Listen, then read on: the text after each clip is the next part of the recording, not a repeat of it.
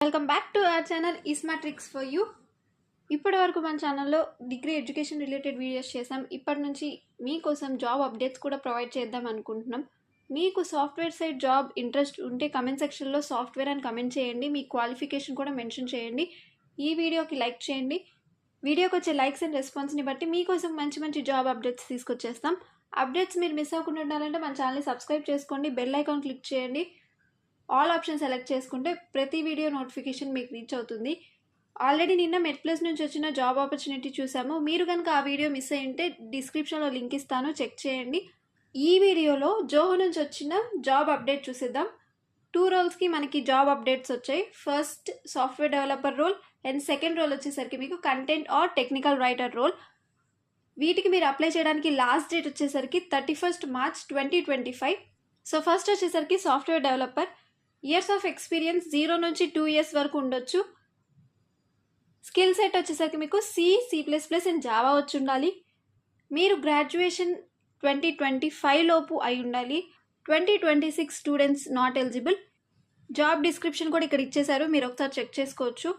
Next role వచ్చేసరికి మీకు content or technical writer role. దీనికి కూడా ఇయర్ ఆఫ్ ఎక్స్పీరియన్స్ 0 నుంచి 2 years వరకు ఉండొచ్చు. Year of graduation up to 2025 వాళ్ళ వరకు అప్లై చేసుకోవచ్చు. 2026 స్టూడెంట్స్ నాట్ ఎలిజిబుల్. దీనికి కూడా జాబ్ డిస్క్రిప్షన్ ఇక్కడ ఇచ్చారు, మీరు క్లియర్గా చెక్ చేసుకోవచ్చు.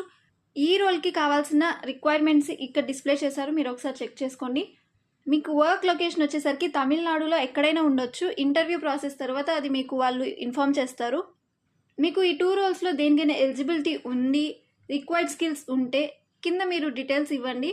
Name, email, mobile number, college name, degree, year of graduation, applying role, మీరు ఏ రోల్కి అప్లై చేస్తున్నారు, experience, total number of experience ఎంత, current CTC, expected CTC, notice period, skill set, address, district, state, nationality, ఇవన్నీ మీరు details ఇక్కడ fill చేయాల్సి ఉంటుంది.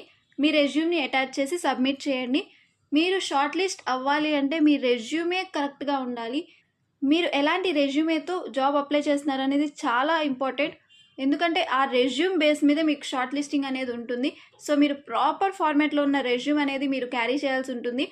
మీరు అప్లై చేసేటప్పుడు కూడా ఇక్కడ ఏమేమి స్కిల్స్ అడుగుతున్నారు, ఆ స్కిల్స్ మీ రెజ్యూమ్లో ఉన్నాయా లేవా చెక్ చేసుకొని మీ రెజ్యూమేని అప్డేట్ చేసుకుంటూ అప్లై చేసుకోవాలి.